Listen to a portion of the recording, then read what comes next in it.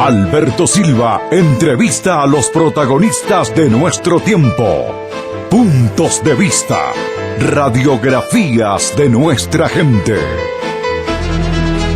Hoy compartimos el punto de vista de Jaime Pérez, dirigente del Partido Comunista del Uruguay. Fue edil aquí en Montevideo durante muchos años, electo diputado. Estuvo 10 años preso en la cárcel de Libertad. A su salida, asume como secretario general del partido y un año más tarde fue electo senador. ¿Existen líneas internas dentro del Partido Comunista? En absoluto. Si tú estuviste en la conferencia nacional del partido, que no por casualidad le dimos carácter totalmente público, es decir, que todos los medios de prensa podían escuchar todo lo que se debatía, más delegaciones fraternales de los compañeros del Frente Amplio y compañeros de los comités de base han podido presenciar la profunda unidad de orientación y de línea, como tú dices, del partido. ¿Cómo se entiende entonces que un partido que desde 1955 no ha expulsado a nadie de sus filas por problemas ideológicos, que cuenta con miles de afiliados, todos sus integrantes piensen en forma igual? ¿Cómo se logró eso? Bueno, primero, hecha así la pregunta, tiene un cierto sentido que tengo la impresión que no corresponde. No es que todos los comunistas piensen igual. Eso es imposible. Nunca hay dos personas que piensan exactamente de la misma manera. Pero el problema de una orientación de un partido que se discute a todos los niveles, que se discute en todos los organismos, sus líneas directrices esenciales se transforman en elementos comunes para la orientación del partido. Y a eso es lo que se le llama una línea. Por lo tanto, no tiene nada de extraño que luego del 16 Congreso en el año 55, en congresos posteriores, luego en los propios años de la dictadura, donde en su inicio trazamos una orientación sobre cómo combatir junto a todo el pueblo contra la dictadura, y luego en el reencuentro de los que salíamos de presos, los que volvían del exilio, los de la clandestinidad, nos encontramos que hablábamos un mismo lenguaje, con una misma orientación, basado naturalmente en una concepción filosófica que nos es común, el marxismo-leninismo. Por lo que se desprende de sus declaraciones, digamos que lo que es en líneas generales no hay distintas interpretaciones, pero sí pueden haber en aspectos menores o locales diferencias de apreciación dentro de los integrantes del Partido Comunista. Pero naturalmente puede haberlo, inclusive cuando discutimos entre los compañeros de la dirección o en cualquier organismo del partido de base, ¿no? Se entrechocan puntos de vista que pueden ser disímiles sobre problemas. Eso es completamente natural. Si no fuera así, el partido sería un fósil, sería una cosa, una momia egipcia. Entonces, eso sería una visión del partido absolutamente ajena y ridícula en relación a lo que somos.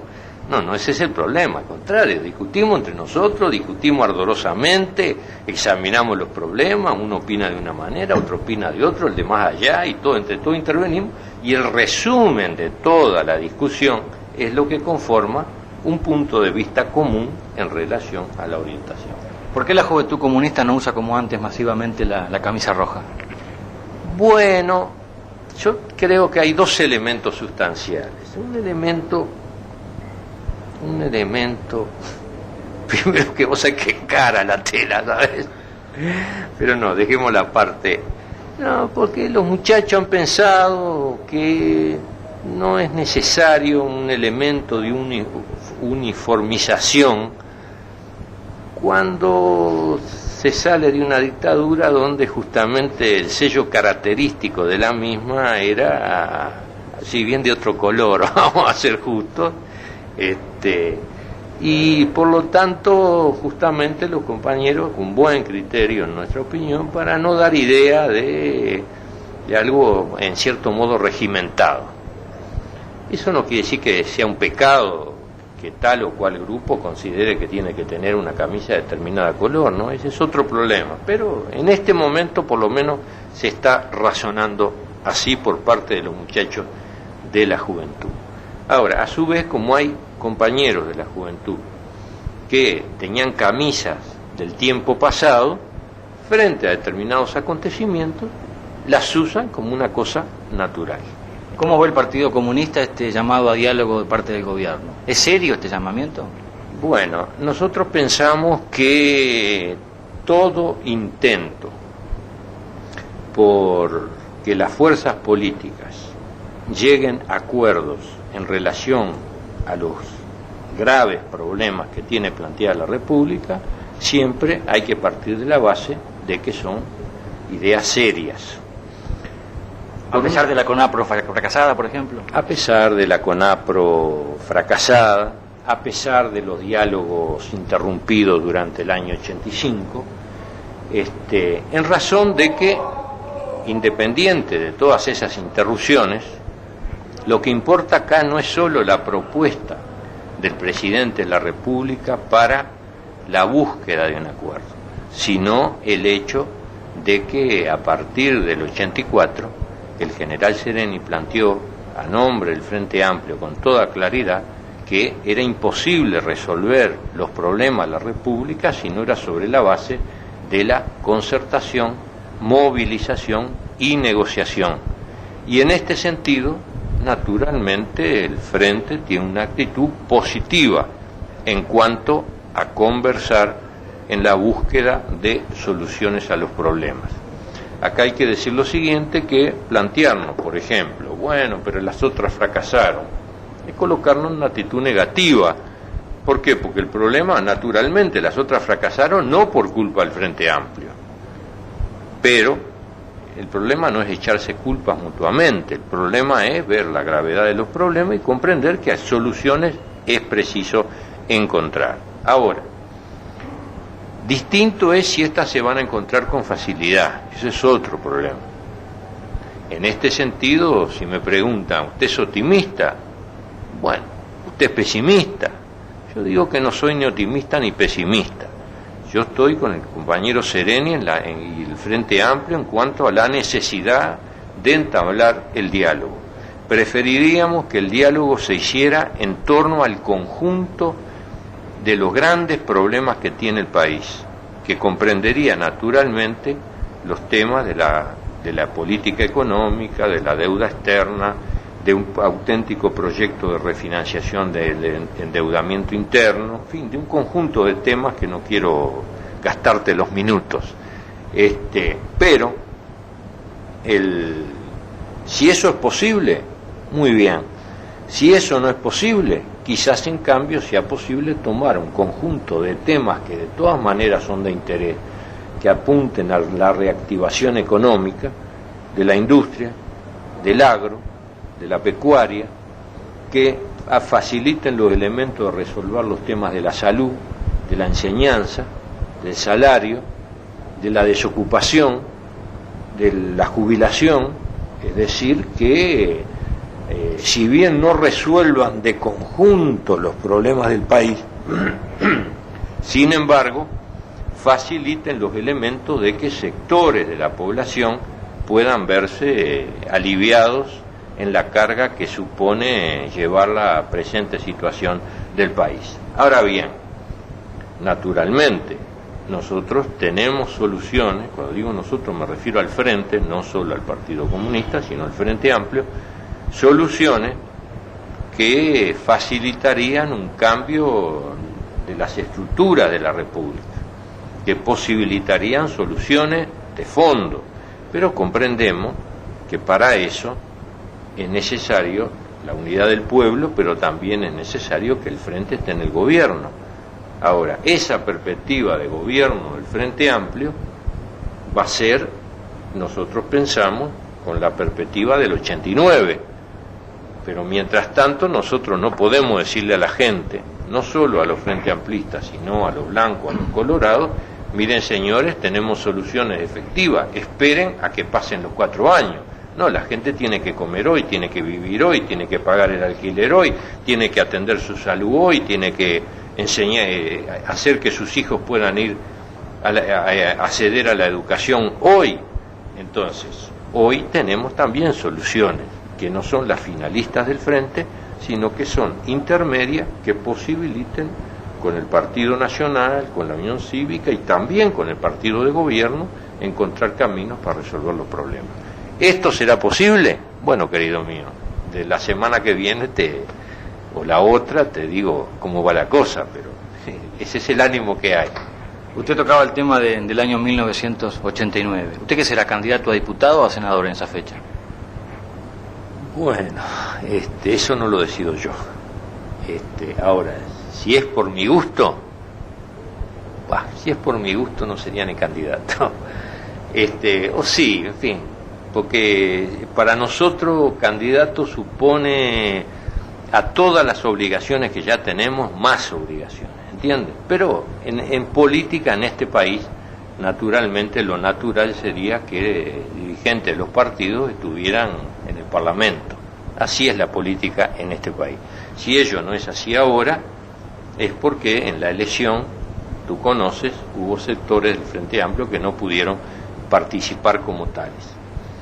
En cuanto a mi gusto, yo creo que me sentiría más cómodo en diputados, pero no depende de mí.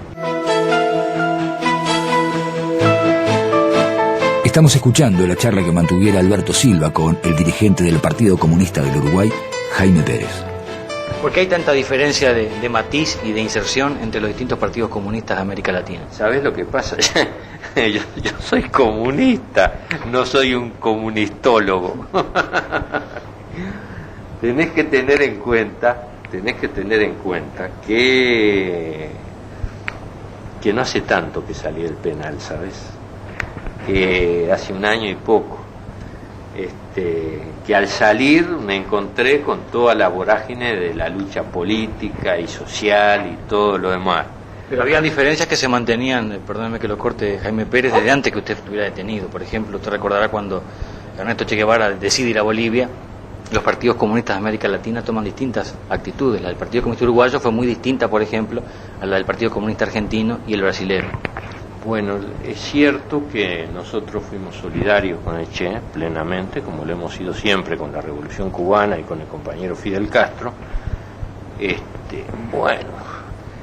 Por ejemplo, tú mencionas el caso del Partido Argentino, por ejemplo. Es cierto que había diferencias en torno a ese problema y algunos otros problemas, pero también es cierto que he leído justamente hace muy poquitos días una autocrítica muy a fondo del secretario general del Partido Argentino, Fava, hecha y aprobada en una reunión de la dirección del partido sobre ese problema y sobre un conjunto de problemas, lo que nos alegra mucho, no porque eso supone una coincidencia con nosotros, sino porque creo que va a ayudarlos a ellos a todos los objetivos patrióticos que tienen planteados en la Argentina.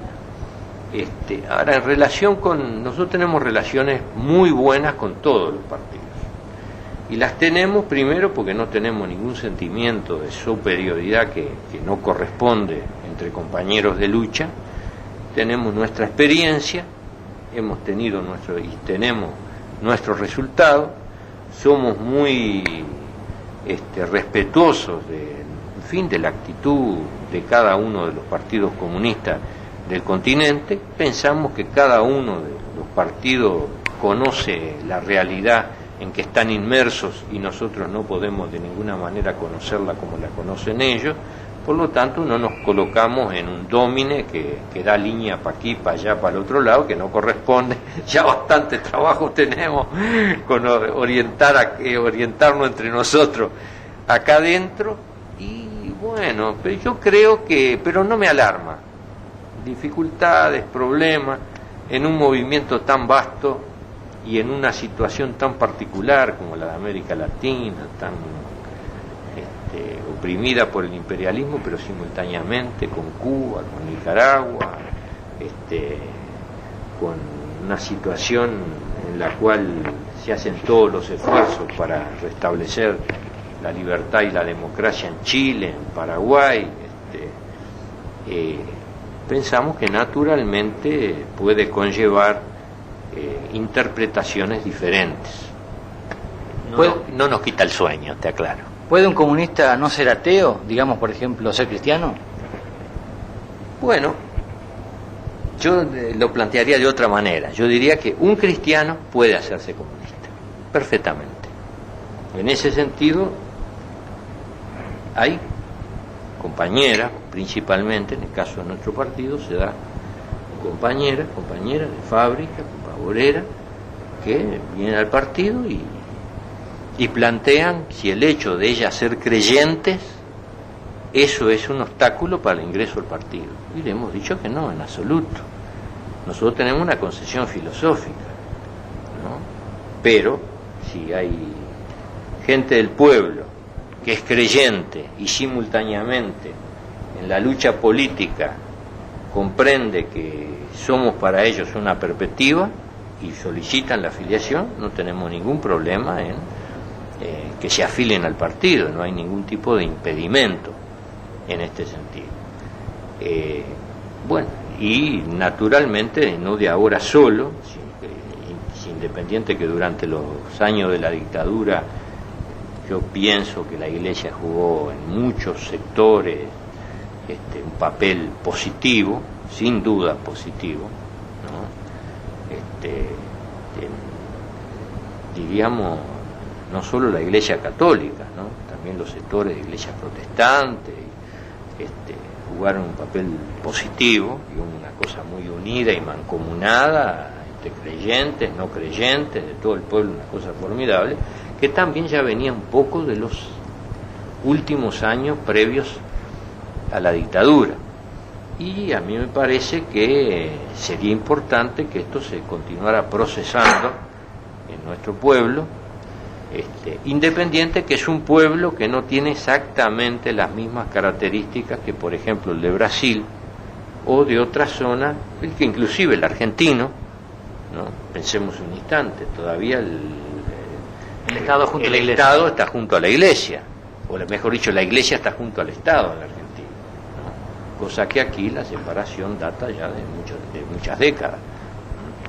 Entonces, pero eso no quiere decir que no haya creyentes en nuestro país. Los hay, nosotros sentimos respeto por todas las religiones y en función de ello queremos la unidad con todas las fuerzas, y si hay creyentes que se sienten identificados con nuestro partido, no tienen impedimento ninguno en su incorporación a nuestras filas.